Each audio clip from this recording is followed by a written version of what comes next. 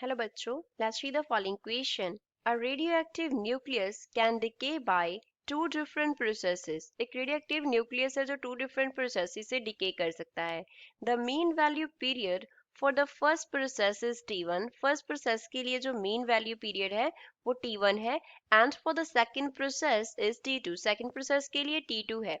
The effective mean value period for the two processes is.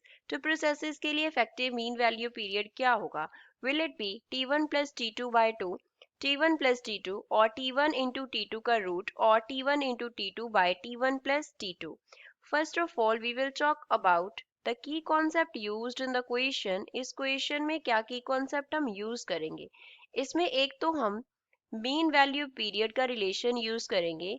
mean value period let us suppose mean value period को हम capital T से denote कर रहे हैं तो ये इक्वल होता है 1 अपॉन लैम्डा के where lambda denotes decay constant. Lambda जो है वो डिके कांस्टेंट को डिनोट करता है.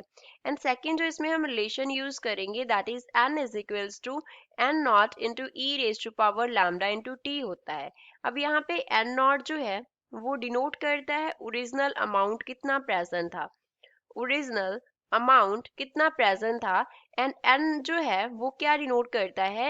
It denotes amount present at time t time पे कितना अमाउंट प्रेजेंट है that is denoted by capital n. अब इस क्वेश्चन को सॉल्व करते हैं.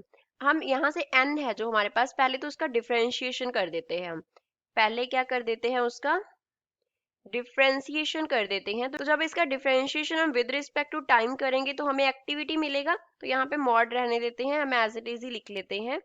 किसके इक्वल होगा माइनस लैम्डा आगे आ जाएगा N naught E raise to power minus lambda T के. N naught into E raise to power minus lambda T क्या है एन है. So D N by D T जो है वो किसके इक्वल है माइनस लैम्डा इंटू एन के इक्वल है. अब हमारे पास टू प्रोसेसेस हो रहे हैं. क्वेश्चन में क्या दिया है टू प्रोसेसेस. टू प्रोसेसेस के थ्रू वो डिके हो रहा है. टू डिके प्रोसेसेस हैं तो टू डिके कांस्टेंट होंगे. फर्स्ट प्रोसेस के लिए डिके कांस्टेंट लैम्डा 1 लेंगे तो वो क्या होगा 1 अपॉन T1 हो जाएगा दैट इज मीन लाइफ और mean value period we can say. Second process के लिए डिके कांस्टेंट लैम्डा 2 लेंगे तो उसका जो मीन वैल्यू पीरियड है वो T2 दिया है तो ये हो जाएगा 1 अपॉन T1. तो इफेक्टिव लैम्डा का वैल्यू हमारे पास क्या होगा. इफेक्टिव लैम्डा को हम कैसे लिखेंगे means total lambda that will be equals to lambda 1 plus lambda 2 हो जाएगा. तो अब आप इक्वेशन को हम क्या लिखेंगे dn by D t is equals to minus lambda 1 plus lambda 2 into n. क्योंकि शुरू से ही जो है वो हमारा स्टार्ट हुआ है मींस कैपिटल एन तो दोनों प्रोसेसेस में सेम रहेगा क्योंकि जब वो डिके किया तो दोनों अलग अलग प्रोसेसेस दिए. मैं फर्स्ट से डिके करेगा तो ऐसे होगा, सेकंड से करेगा तो ऐसे होगा. तो n तो दोनों में सेम रहेगा. So we can write dn अपॉन dt is equals to minus यहाँ पे क्या आ गया 1 upon T1 plus 1 upon T2 into हमारे पास n आ गया. तो इसको फर्दर सॉल्व कर लेते हैं. वी कैन राइट dn अपॉन dt is equals to minus इसका एलसीएम ले लें तो ऊपर क्या आएगा हमारे पास T2 प्लस T1 अपॉन में T1 इंटू T2 साथ में क्या आ गया n आ गया.